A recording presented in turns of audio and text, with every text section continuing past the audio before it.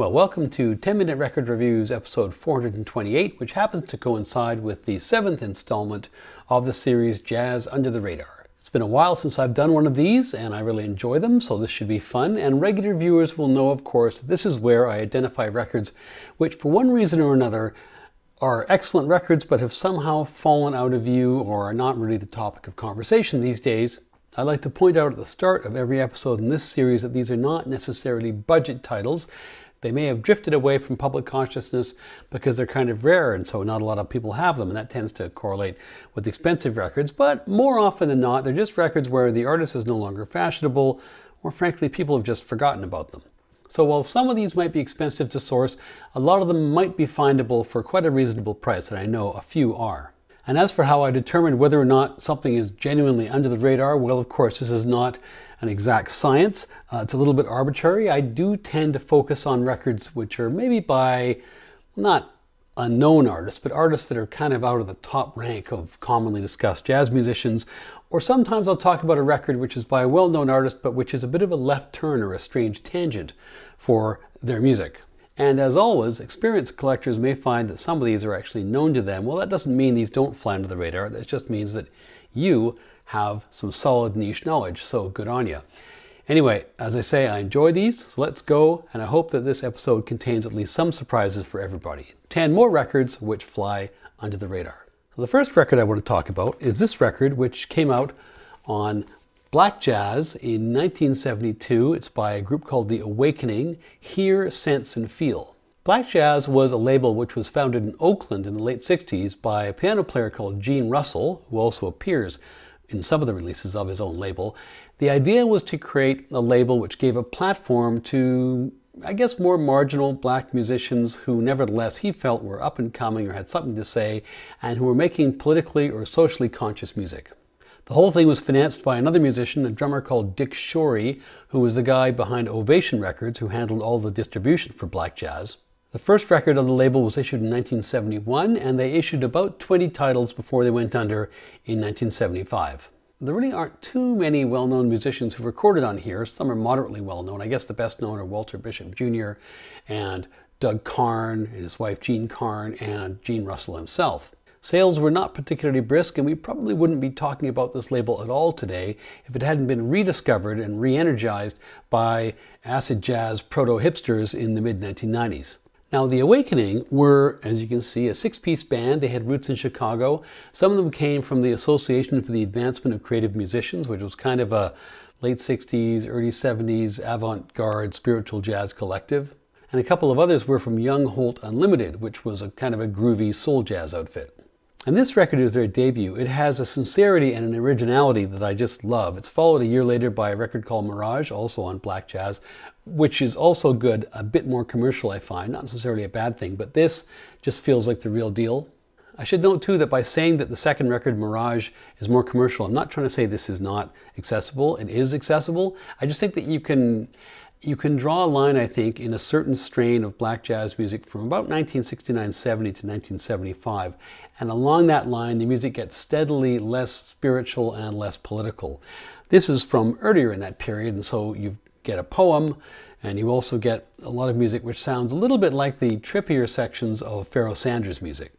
Anyway, if you're remotely interested in jazz funk or spiritual jazz, this record and the Black Jazz catalog in general is definitely worth investigating. The whole catalog was reissued, I think the whole catalog, maybe just parts of it, but I think the whole catalog, all 20 records, were reissued by Real Gone Records, which is a reissued label. I can't speak to the all-analog provenance of this or those other releases. I suspect there are some hiccups along there, but unless you want to search for the extremely expensive originals, this is the one to look for. The next record I want to talk about is from a few years earlier. It was on Chess Records. It's by a singer called Billy Stewart, and it's called Unbelievable. Now, if you want, you could call this a jazzy R&B record, and in fact, Billy Stewart's track record prior to this was much more R&B, but this, I would argue, is pretty squarely a jazz record, particularly because I think every track on here is a jazz standard, and stylistically is treated as such. Billy Stewart was a wonderful singer who had signed to Chess Records in Chicago in the mid-1950s. He had had some chart success before this. His previous LP, I Do Love You, did quite well, but it was an out-and-out pop R&B record. It wasn't a jazz record. This one, however, is a real change of pace. The instrumentation, the arrangements, the vocal stylings are much jazzier, much more in the what you might call a jazz crooner or lounge vein, I guess. And it's a wonderful piece of work. The best known track is probably his treatment of the standard Summertime, but there are lots of other high points as well. And its success, because I think Summertime went into the top 10, the pop charts, and also did well in jazz, led him to continue his jazz orientation on his next LP as well. It's also a classic example, I think, of the increasingly anachronistic, by 1965, tendency to put white female models on the cover of records by black artists. Anyway, Discogs wrongly, I think, calls this a pop R&B record. For me, it's a wonderful jazz vocal record, and I encourage you to check it out. Now, before I show you this next record, I just want to acknowledge that if you've been watching this channel for a while, you've almost certainly seen me admonish people not to buy bossa nova records that are made by non-Brazilians, and that is a pretty good rule of thumb. But for every rule, every law, there is some kind of notable exception, and here is one. It's by Coleman Hawkins. It's his bossa nova record called Coleman Hawkins Bossa Nova and Jazz Samba, or I guess Desafinado actually is the title of the record. And it's his bossa nova record. Now, in the early 1960s, because of the great sales that Stan Getz and company were having with their bossa nova interpretations, every jazz musician and his or her dog was making a bossa nova record. And a lot of those bossa nova records were pretty poor. Even if the musicians could get the feel of it, usually the rhythm sections had a hard time not being kind of wooden. However, some musicians are more capable than others, and if you think of the broad sweep of jazz history, it's hard to think of too many musicians who were better able to adapt and shift and adjust to different styles than Coleman Hawkins, who of course was active with Louis Armstrong in the mid-1920s, all the way through the swing era, all the way through the bebop era, the hard bop era, the revival, and then the death again of the big bands and all the rest of it. And there he is all the way through making good music. Apparently, he had to have his arm twisted a little bit by Bob Thiel, who was the main A&R guy and producer for Impulse Records, because he didn't really want to go along on the bossa nova trend. But Thiel was persuasive, and he goes and he makes this record, and it's actually really pretty good. And I think part of that is because of the work of the arranger, kind of the musical director of this record, a guy called Manny Album. And he doesn't actually play any instruments on here, but I think there is a photograph or two. Here's a picture of him talking to Hawkins, and here I guess he's saying, you know, okay, Bean, it doesn't go, it actually goes, or, you know, whatever kind of conversations people had about bossa nova rhythms. All that to say, it's a pretty good approximation of a bossa nova record. Hawkins has his distinctive style, but he's got a great feel, which translates well, and I think you would not regret picking this up. Now, the next record I have here is by a group formerly known as the Jazz Crusaders throughout the 1960s. They're now known as the Crusaders. This is their double album, Crusaders 1. Double album's pretty rare in jazz. Might be a bit iffy as to whether or not this one is under the radar, although I think it probably is. Anyway, whatever, I'm saying it is. As I say, the Crusaders had started life as the Jazz Crusaders, a bunch of jazz-crazy teenagers out of Texas who had then relocated to Southern California and had made themselves a fine career playing hard bop and soul jazz all the way through the 1960s, releasing a number of great records on Pacific. In doing this, they were always one of the funkier hard bop groups around, and in 1971 they decided to make this official. They undergo a fundamental makeover. They embraced funk and they went to electric. They embraced more contemporary musical styles. And this, of course, was a transition that Miles Davis had also undergone, the difference being that they decided to make enjoyable music. Anyway, this, as I mentioned, is a double album, and it's an absolute beast from the opening track. In fact, I would say this has to be considered amongst the very short list of the finest jazz funk records ever made. Most of it is original compositions, as usual for the Crusaders, but their one cover of Carole King's So Far Away is just delicious. In production terms, it also has that wonderful, fat, punchy early 70s sounds, which kind of evolved out of the sounds of Stax and Muscle Shoals. It's all killer and no filler, and surprisingly, it's kind of hard to find intact in its original form on streaming services. You kind of have to shop and chop around. But the good news is there are zillions of vinyl copies around. I think there are 150 or more original first pressings for sale at any one time on Discogs, and I just checked, and about 40 or 50 of those VG Plus are available for $15 or less. So it won't be the case forever. I say snap this one up. You'll never regret buying this record. So from funky California of the 1970s to jazzy California of the 1950s, I have this record to recommend to you, which is by the Dave Pell Octet. I Had the Craziest Dream. You can see just how crazy it is. Here he is, he's Napoleon, surrounded by, I guess, well, I don't know, crazy babes. And you can see too that this is something I can never quite get past. The woman's toes are really quite long and spidery. Well, you know, I don't mean to toe shame her, but once you've seen it, you can't unsee it. Now, more seriously, this is a record which will appeal to those who enjoy those beautifully interwoven lines of the cool jazz emerging from California recording studios in the mid to late 1950s. And I would say too, in no way is this a hip or cool record. It wasn't even hip or cool then, but it's great. The leader, Dave Pell, made a good career for himself playing on what you might call the straight-edged margins of contemporary jazz. And even though his music was hardly cutting edge, it did not lack merit. His arrangements were rich and cleverly done, and they evoke this mood of carefree socializing which retains its charm even today. Now, this is not to say that Dave Pell was immune to putting out cheesy records, far from it. He put out plenty of them, but this is not one of them. And it also has the advantage of having a number of arrangements by Marty Paich, who basically has the Midas touch when it comes to arranging instrumentation. It also has the distinction of being one of the very last pieces of work done by the baritone saxophonist Bob Gordon before he sadly dies in a car crash just a few weeks after this record is made. It's a record which has more than its fair share of tight but lush horn combinations and plenty of energy.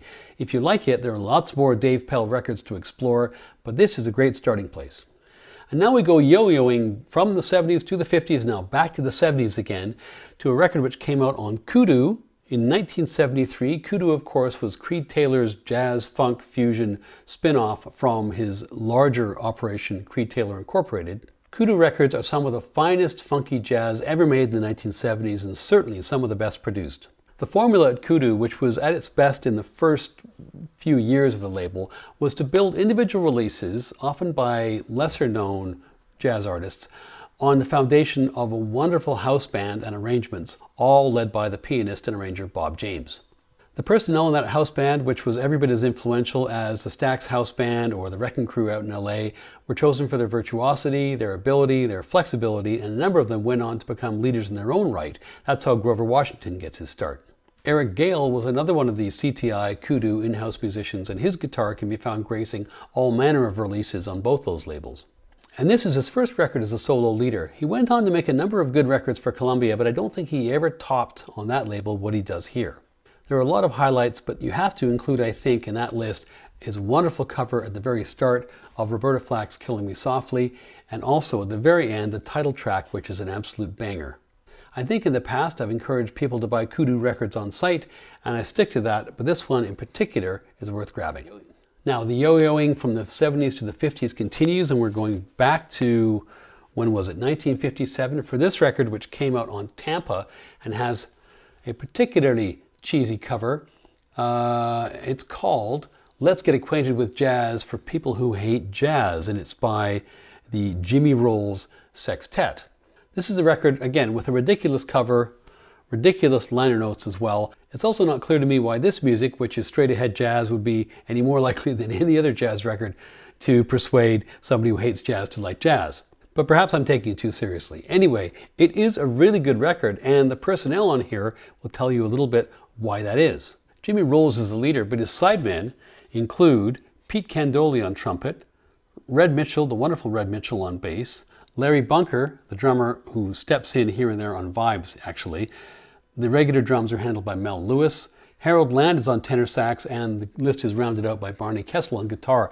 And four of those, Candoli, Land, Kessel, and Mitchell, all went on to have pretty respectable careers as leaders in their own right. So this is absolutely chock-a-block with talent. The track list is basically standards, but there are plenty of highlights, and Land and Kessel are in particularly good form. I think, in fact, if this record had been packaged more strategically and less like it was a comedy record, it might have moved bigger numbers. But Tampa Records was always kind of a fly-by-night operation anyway. They were known for opportunistic recording sessions, like recording Art Pepper hours after he was released from jail, using recycled vinyl and all the rest of it. So not exactly a mainstream label, just the kind of thing you might expect. So it's an excellent record, bizarrely graded quite poorly on Discogs for reasons I think having to do with the cover as much as anything else, but don't let all that fool you. Now I'm going to stop bouncing back and forth between the 50s and the 70s to stay in 1957 for this record. Now this is actually a reissue. It had a different cover when it first came out. Have You Met Inez Jones? Now this originally came out on Riverside in 1957. What I've got here is a 1990 release by the Spanish reissue label Fresh Sounds, which I think is legit regarding, you know, original tapes and provenance and all the rest of that kind of stuff, but I can't say for sure. It's also a bit odd because this one has, it's got only 10 tracks on it, and the original Riverside LP I think had 12. There is also a CD, which I'll get to in a second, which has even more of this music on it. Now, the Jimmy Rowles record that I just mentioned featured Harold Land, who at that time was more regularly the saxophonist for the Curtis Counts group. There are two members of the Curtis Counts group in here, Curtis Counts himself, the bassist, and also Carl Perkins, the wonderful hard bop pianist who sadly would die shortly after this record was made. The leader, Inez Jones herself, was a wonderful singer, and it's kind of a mystery why she never became better known than she did. She basically was well known in San Francisco in the middle part of the 20th century, but her fame didn't extend much beyond that. And as a consequence, she has a very limited recording catalog, limited to the tracks that she made on May 27th, 1957 to produce this record, and also going back 5 years, in 1952 she cut 4 tracks in New York, and that is the extent of her catalog. On this record, she's accompanied by the guitarist Oscar Moore, and as I mentioned, Counts and Perkins are also here. Leroy Vinegar, the bassist, sits in on about half of the tracks, alternating with Curtis Counts on bass, and the drums are handled by Bill Douglas. As I mentioned, there's a CD version of this, which comes out, I think, around 2012. There were, although only 10 tracks are on here and 12 tracks on the Riverside release, there were actually 19 tracks recorded on that day in 1957, and the CD has all 19 tracks plus the 4 tracks which she recorded 5 years earlier in New York. But all that to say, whatever version you find, you won't be disappointed. She's a wonderful singer. It's surprising how little known she is, and you will not regret seeking this out. Now, having lingered in the 1950s for a couple of records, let's yo-yo back to the early 1970s, and a record I'm very fond of, which is by the organist Reuben Wilson. It's called The Sweet Life. It came out on Groove Merchant Records in 1972. As much as I enjoy 1960s soul jazz, and I do enjoy 1960s soul jazz, it's never really grabbed me as much as early 70s jazz funk. Maybe it took the arrival of the Fender electric bass, maybe the Rhodes piano, who knows, but things got a lot groovier around 1970, and that's a big reason why I really dig all those records on Kudu. One of the artists who benefited more generally from this transition in jazz from soul jazz to jazz funk was Reuben Wilson.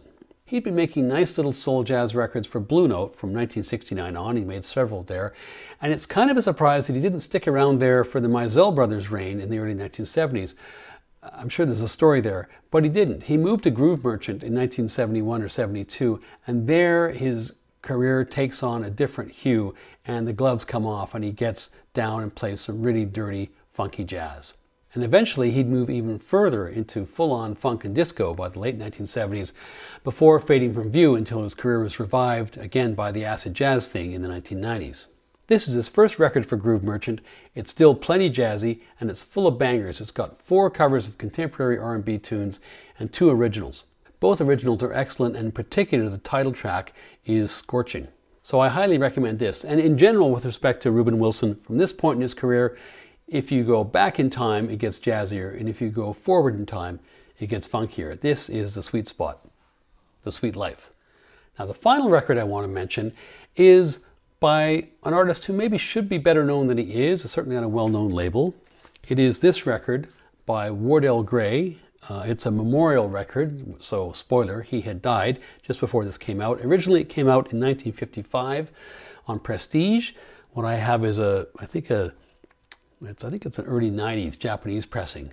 In any event, I'm mentioning this because I think Wardell Gray is in danger of being lost to the sands of time. He was an amazing saxophone player. He was a contemporary and an active rival of Dexter Gordon's in 1940s and early 1950s Los Angeles. And like Gordon, he had challenges with brown sugar. He had a recording career which is largely compacted into the years 1947 to 1952 with some straggly bits at either end. At the time of his death from an overdose at the age of 34, Prestige Records had in their hands a lot of the best recordings he'd made from the late 1940s until the early 1950s. They released them in 2 volumes. This is the first volume, and these 12 tracks on this particular record were from 3 separate sessions. 4 of the tracks were recorded in 1949 by Bob Weinstock when Gray was in New York at a time when he was touring with Benny Goodman, and he was pulled together with an impromptu quartet. 4 months later, Weinstock travels to Detroit because Wardell has taken up a short residency at a club called the Bluebird, and he records 4 more tracks there. And the last 4 tracks in this record were recorded in 1953 by Teddy Charles, who was also the leader on that particular date, and he stood in as producer for Bob Weinstock. Those were made out in LA. And what you get on these recordings is an introduction to the remarkable range of Wardell Gray as a soloist. In the earlier dates, he was clearly influenced, as I suppose everybody was, by Charlie Parker, but by the time you listen to the 1953 dates, his playing is very lyrical. He's very much the equal of where Dexter Gordon was at the time. It would have been amazing to have found out where he went with that. Sadly, heroin basically had its icy grip around his throat by the mid-1950s, and he fades from the scene not long after the final tracks on this record, dying of an overdose in 1955. So that's the sadness associated to Wardell Gray, but he left us some amazing music, and I thoroughly encourage you to check out not only this, but Volume 2 as well. In fact, any Wardell Gray you can get your hands on. So there we have it. The 7th installment of Jazz Under the Radar is in the books. I really enjoyed that. I hope you did too. And as always, I look forward to your comments. Good hunting if you're looking for these records out there in the field, and we'll see you next time.